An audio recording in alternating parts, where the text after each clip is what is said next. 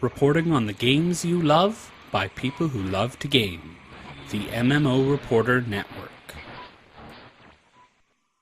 Hello everyone, and welcome to the first ever Wildstar Reporter video podcast. This is episode 5 of Wildstar Reporter, but this show is going to be a little bit different because we are in game. Yes, we're going to try a video podcast here, see how it works out, see if I can concentrate enough on the game and the whole show part all at once, and a chat room.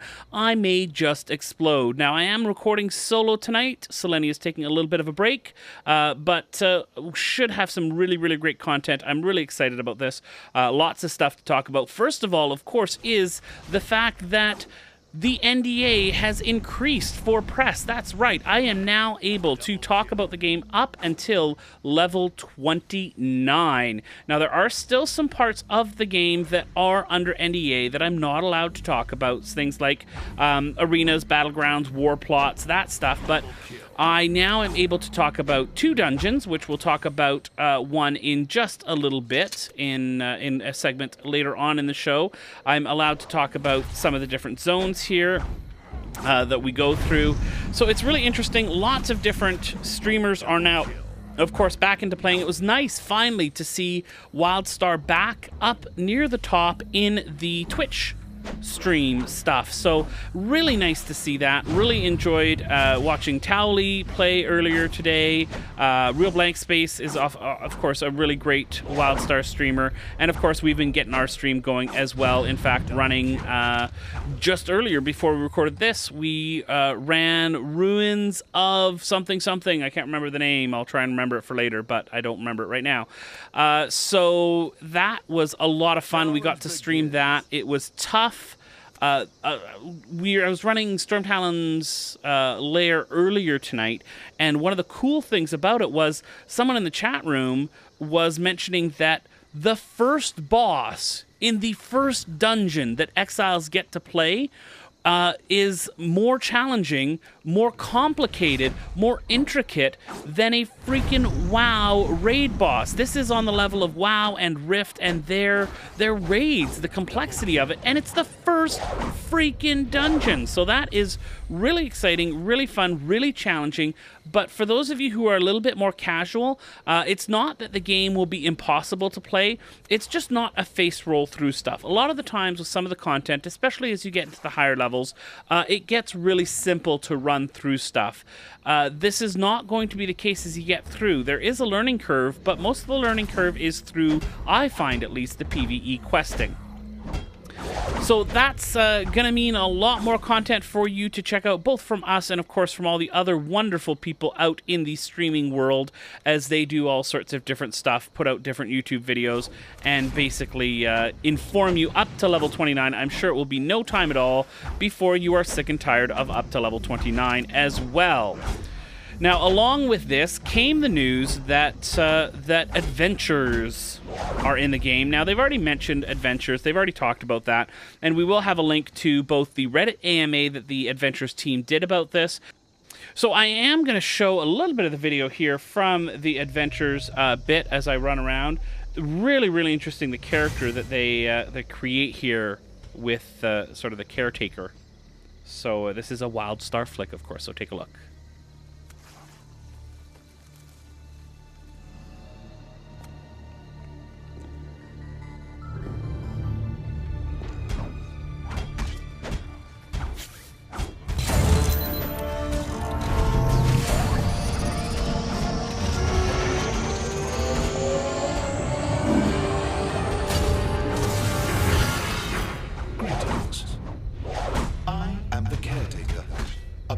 Virtual construct created by the Elden to monitor all scientific experiments on the planet Nexus.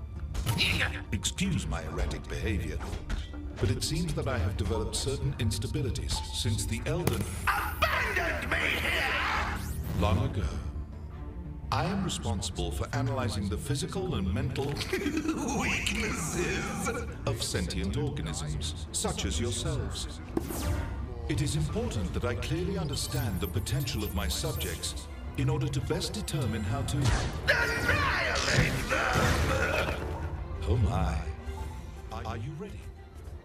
Then please, step forward into the... So adventures are a really, really cool aspect to the game. I have run through an adventure through the level 15 one, and I have to say I've really, really enjoyed it.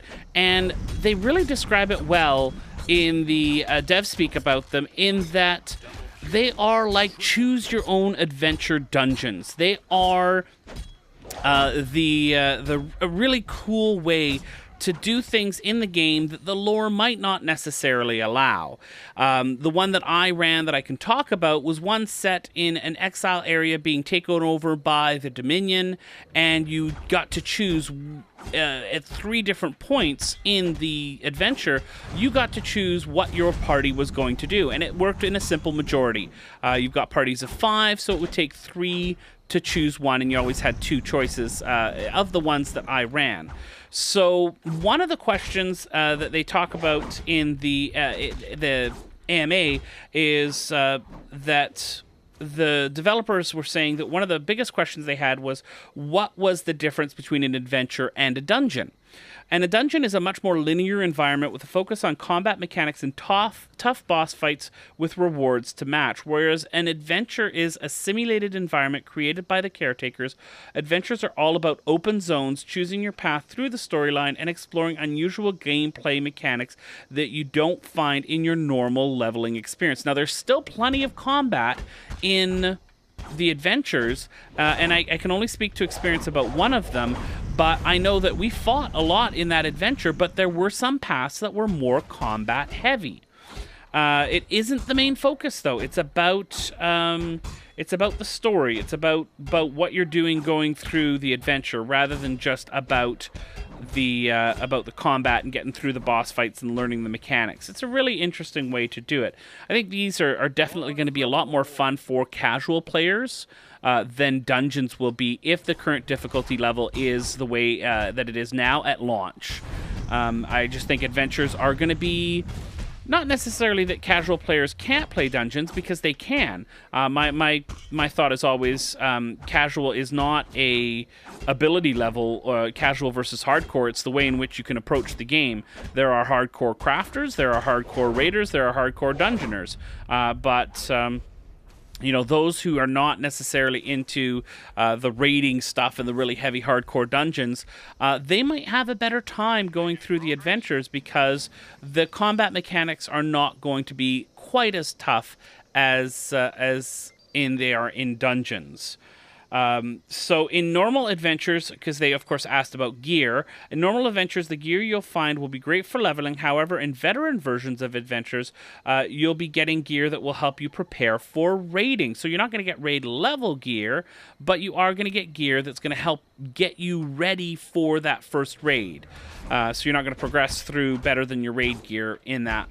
So I like that. That's a really great way to do it. It adds an alternate path for players to get some gear so that they're ready for raiding, even if they don't want to repeat the same dungeons over and over and over again. They used to have in one of the old betas a reputation vendor for adventures, but now they removed that, and the gear drops through the adventures themselves. So you're going to be able to start doing adventures at level 15 with faction-specific ones for both Exile and Dominions. After the introductory ones, one for both factions, you're going to be able to play War of the Wilds at level 25, the Battle for Tempest Refuge at level 30, the Crime Lords of Whitevale after that at level 40, and finally the Malgrave Trail at level 45. So a good spread, you know, give or take about 15 levels, 10 to 15 levels between them all. So that's a good spread between the different content that you get, and you add the dungeons in there. You know, you start doing adventures at level 15, you get your dungeons at level 20, 25, around there, then you get another adventure. A really great progression so far. I can really get behind that, and I think that that it's going to be a lot of fun. Adventures all take place in a sim core, which is an Elden simulated environment controlled by the Caretaker. And the Caretaker is not just a character that is used for adventures. The Caretaker is actually used in in questing as well. And so that was really, really interesting to see, to be on a quest after all this was announced, and to have the Caretaker there as an NPC for a specific quest. So that was really interesting. I really liked that. So it was fun to see, at least. All right.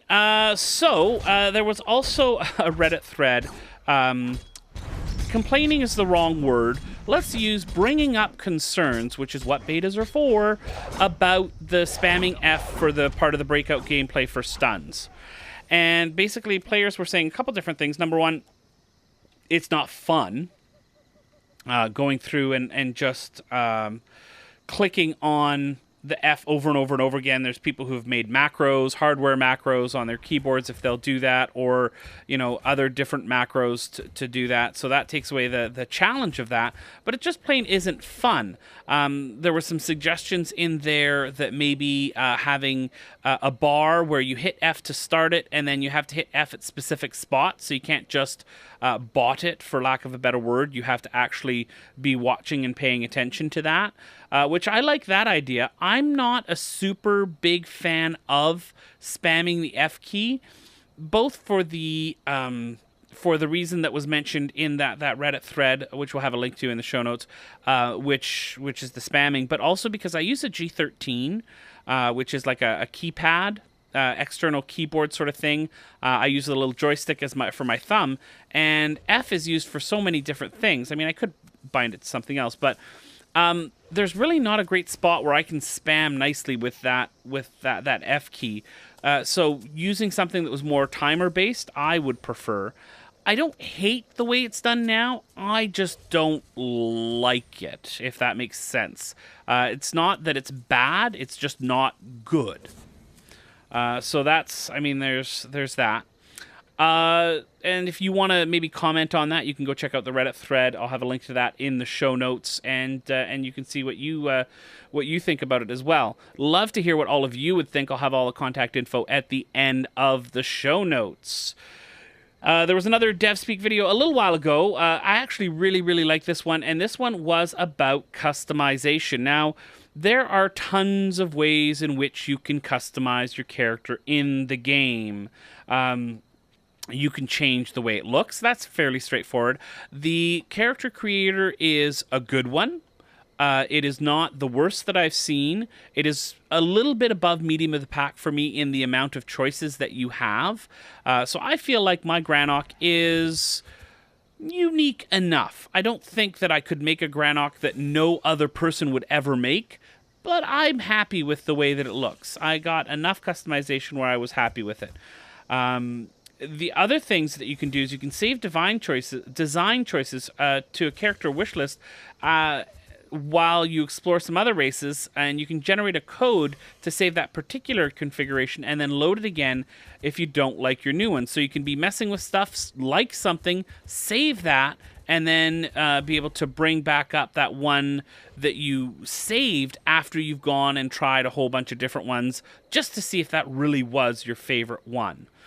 Now, the other thing they've mentioned, costumes. There are costumes in the game, but it is only for the armor pieces. There are no cosmetic weapons at any point in the game right now. You can't get to level 50 and all of a sudden be able to do that. They're not ruling that out in the future. It's just not it's not there now. There's also dyes for all of that. Now, starting at level 15, you can start to customize your weapons as well, so that they have stats that are a little bit more specific to your playstyle. And then once you reach the capital city, Thade, or I forget what it is for Dominion, you can get dyes, which we talked about as well. There is a dye vendor that you can buy dyes from, but there's also dyes that you can buy through some of the social currencies known as Renown. And then you can also get some dyes for completing challenges and other activities. So if you want to get some of the rarer dyes, you're going to have to get out there and start doing some content to make sure that you get all the dyes that you want. There's mount customization as well. You can change the way the mounts look and the way that the color scheme is and stuff like that. So that's kind of cool. And you can also customize your your mount. So let's take a quick look real quick in the game here, since I'm here, after I kill this wonderful Dominion Shock Trooper, because he really needs to be dead. So let's get out of the way here. Run, run, run. All right, so let's take a look at some of this stuff. So costume. You have your costume slots. Let me move this guy over here. Costume 1. Hello, hello. There we go. And you can edit stuff. You can drop stuff in here and play around with the different costume stuff, dye it, everything like that. With the mounts, let me just get into that screen here. And I've got my mounts here, and I can add some flair, that sort of stuff. And I can't customize. This is my beta. Hoverboard that everybody gets at level 10 when they're in beta. So there's no customization there, but I can add some flair, which I don't have for my mount, but I could if I had some. So there's a few different things here that you can customize it. So it's a kind of a cool UI. And then so you get your mounts, they come down here, and then you can drop them down into your hotbar to use. So that's how that works. And the customization is, again, good. It's not the best that I've ever seen. There's no like transmog and stuff like that. You can't do that to change the way specific weapons look.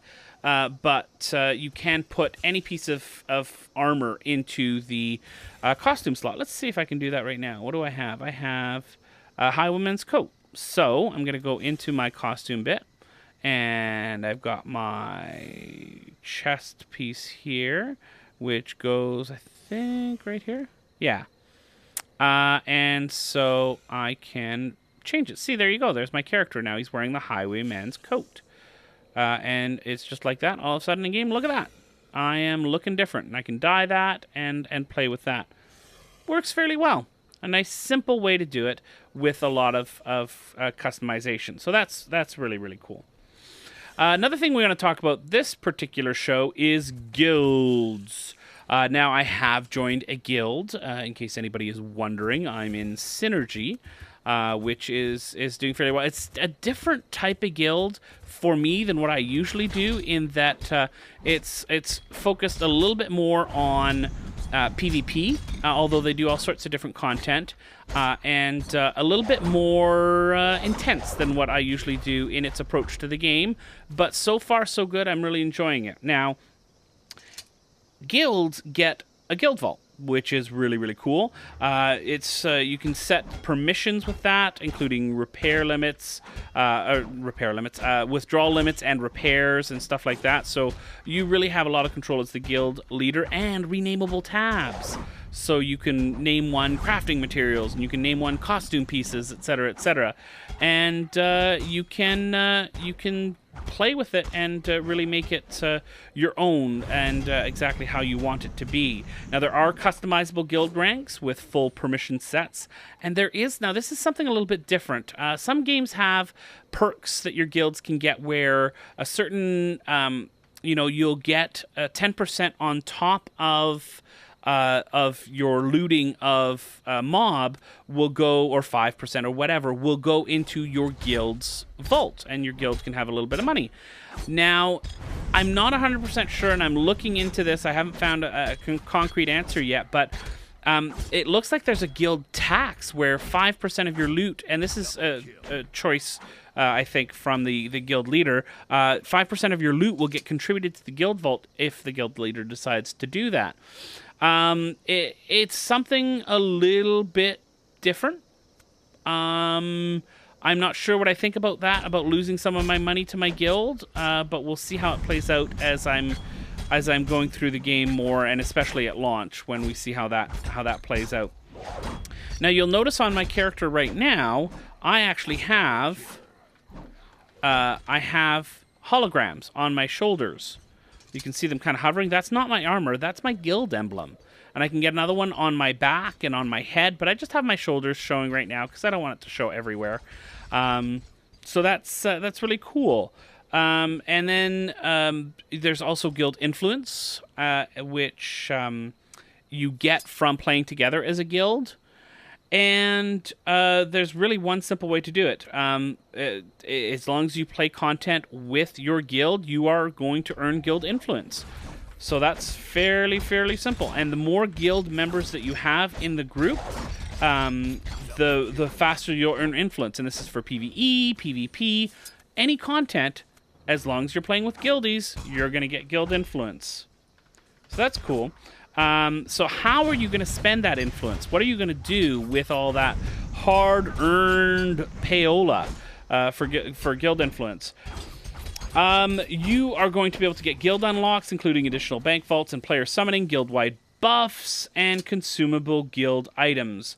There are 6 guild-wide buffs which you can unlock and activate. Any member of the guild is affected by this buff when they are logged in during those 7 days. These buffs typically boost the rate at which you earn currencies in-game, including experience, faction reputation, and influence itself.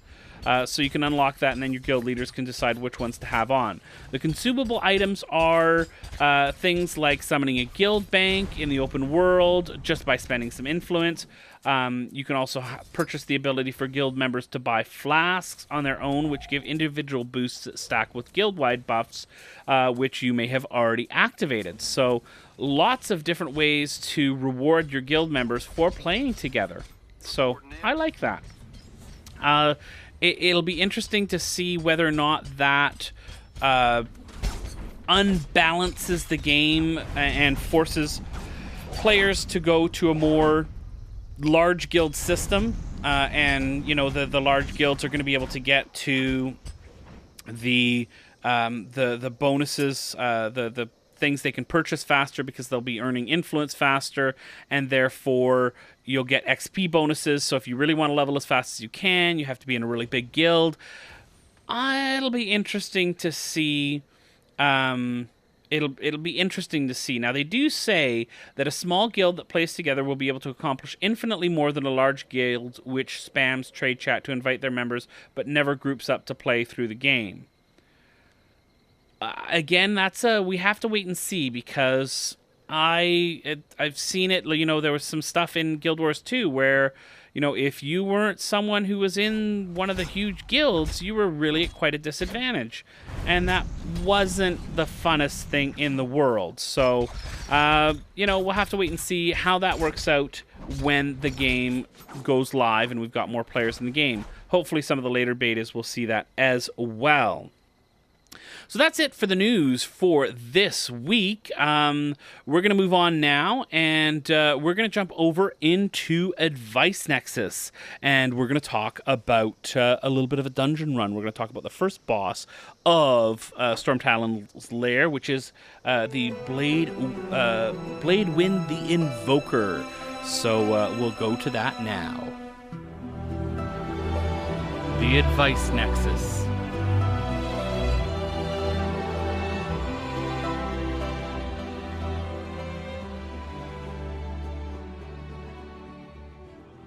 So the first pull here is a little bit interesting, mostly just because it's a swarm. You got to make sure that the tank gets in there first, of course, grabs all the aggro, and then everybody can go in there and have some fun with AoE and get their DPS numbers up. Just make sure that you're focusing on the same area as the tank so that you don't get hit and wipe the group on the first fight, because that would suck.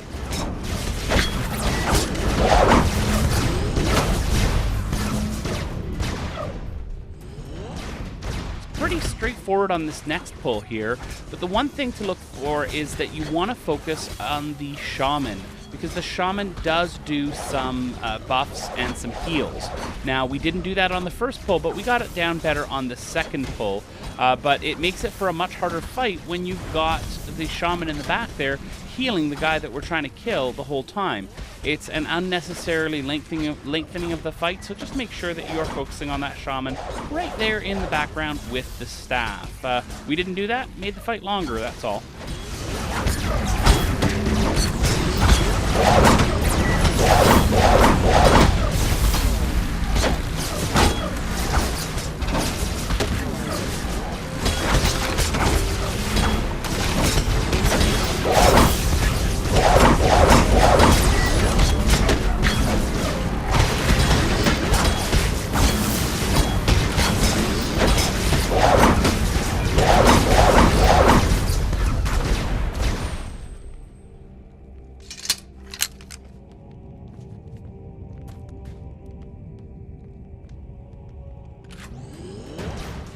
the next few pulls you have to be a little bit more careful because they do group together a little bit more. So we did pull back into this area here. You're basically doing a pretty straightforward AoE trash fight here. Just make sure that you're interrupting when you need to, getting out of the way of the telegraphs, and you will have a grand old time.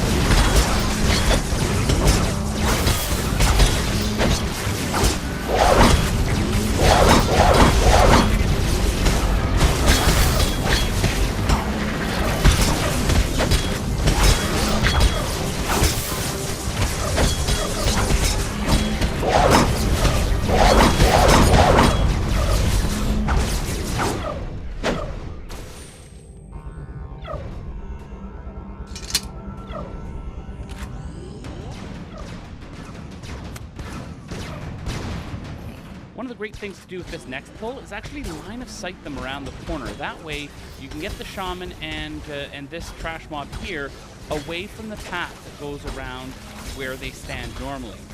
It's the same fight as before. Get the shaman, which again we ignored here, unnecessarily lengthening the fight. But it's pretty straightforward. Interrupts, get out of the way, all that fun stuff.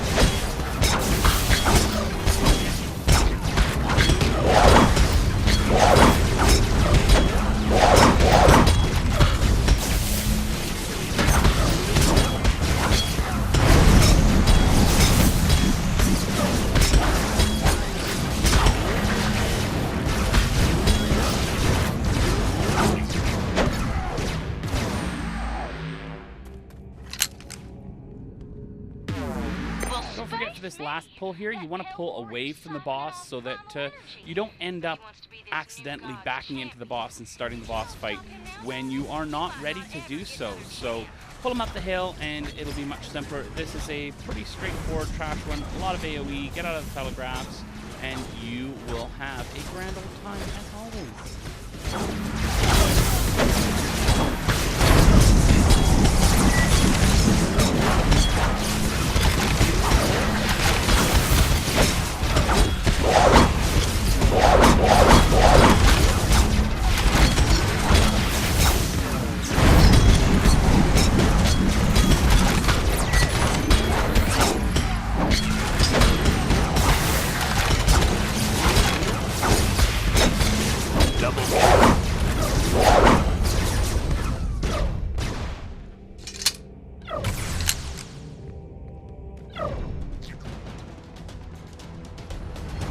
the boss fight comes in 3 different stages. The first one is a pretty straightforward tank and spank with that big, huge telegraph that you saw. It goes in the same directions every time.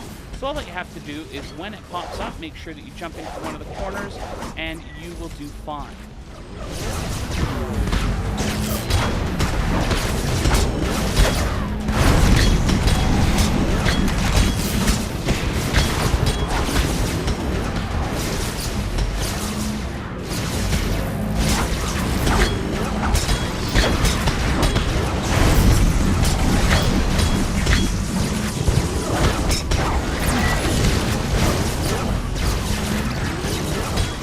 At this point is that the boss becomes invulnerable, and you have to go around to the ads on the outside. Now, you did get disarmed. That's the little glowy blue things that you see there, so we got to go pick up our weapons.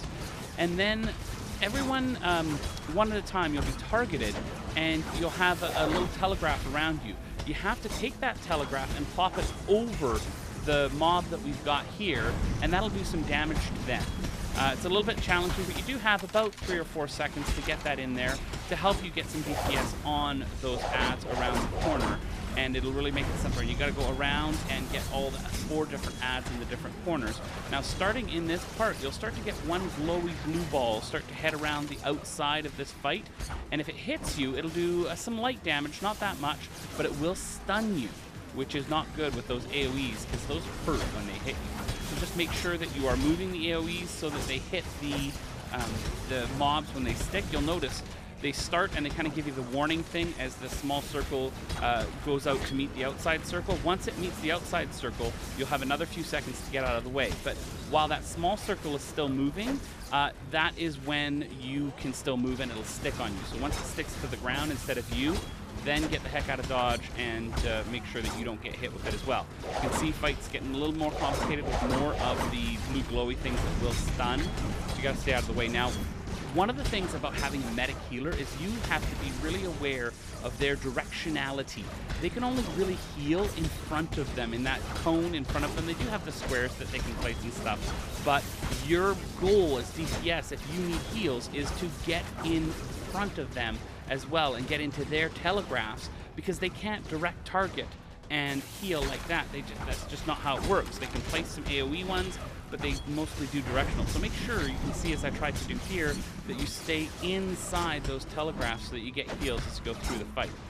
So we're getting all those ads down, and then we're going to come to phase 3, which is absolutely crazy. All the stuff that happened before, the glowy blue balls, there's more of those. Yes, I understand the pun there. That's on purpose. Those blue balls are always a pain.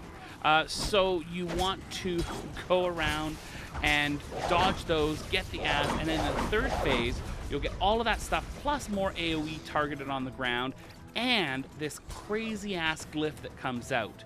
And here it is right here. You got to get into those little squares, or else you'll get knocked back. Now, you can soak 1 or 2 of those if you have to, but really, you want to stay out of the way to make it easier on your healer. The healer's going to have enough to worry about with the tank, and if you're DPS, your job is to get out of the way there. Actually, everybody has to get out of the way and then go back in. So it's a little bit of a long fight.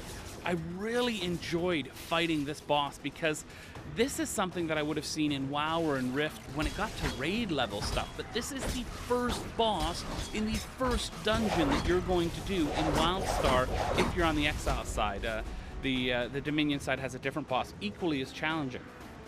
So you're not going to be face rolling through this stuff. And I really enjoyed the challenge. It was a lot of fun, so let's see the end of the fight here.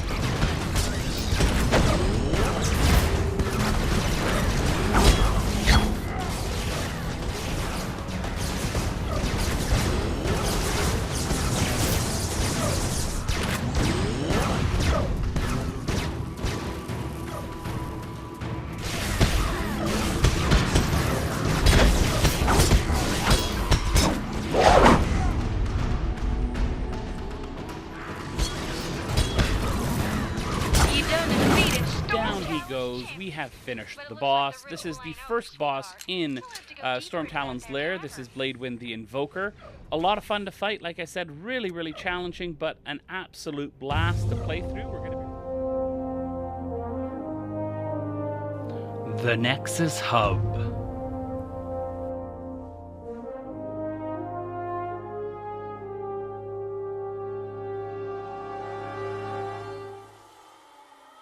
All right, ladies and gentlemen, I hope that you liked that that portion, taking a look at our defeat of the Bladewind the Invoker. It was a fun fight. Now, let's take a look at Nexus Hub and see what's going on in the Wildstar community. Now, first of all, community beta key giveaway roundup. Who's giving away beta keys? Well, pretty much everybody but us. Yeah, I'm working on that. So, yeah.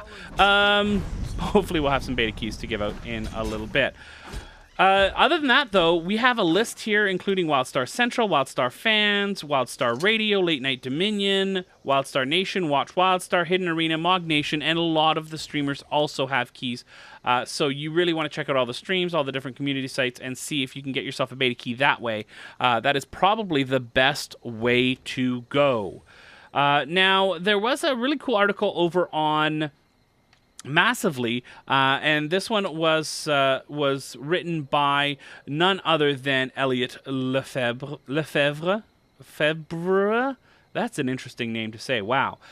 So brought up a few different points, 4 different points that he thought that Wildstar would need for its endgame. It needs a small dungeon endgame for those players who don't necessarily want to jump in with a full raid and go raiding. There needs to be something to do that is endgame, not just getting ready for raiding, not just the veteran stuff.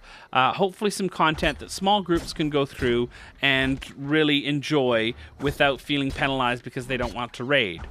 A solo endgame. This is one of the hardest things for games to get right. What do you do? Do you do quest lines that only open up at 50? How do you make them a challenge? How do you make them something that players can work on over a period of time without just zerging through it with a group when that happens to be the case? It'd be really nice if there was some sort of solo endgame as well. A crafting endgame. What do you do once you hit, sort of the max level of your crafting stuff? Are you just stuck, making stuff for other people or trying to make money with that?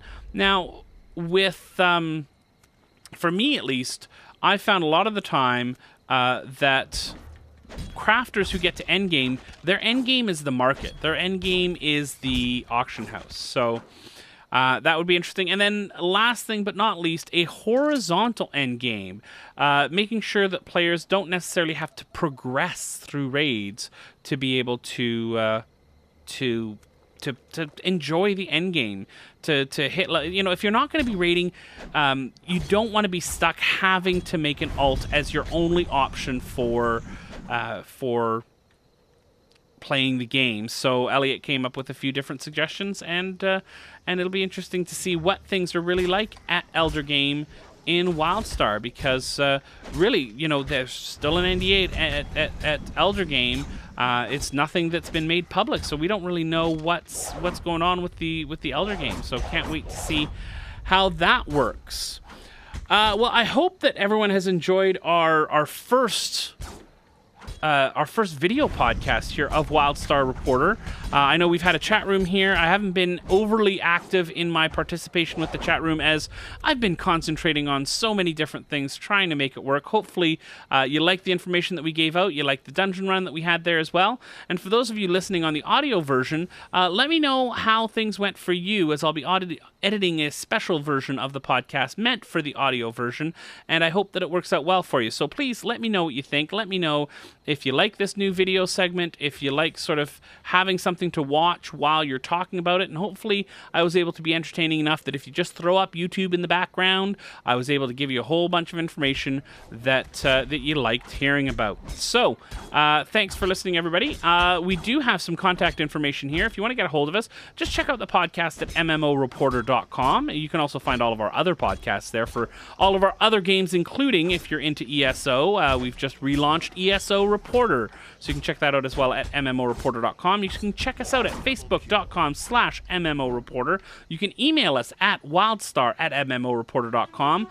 Check us out on Twitter at Wildstar Podcast. Our voicemail, if you want to send us a message, is 616-666-6778.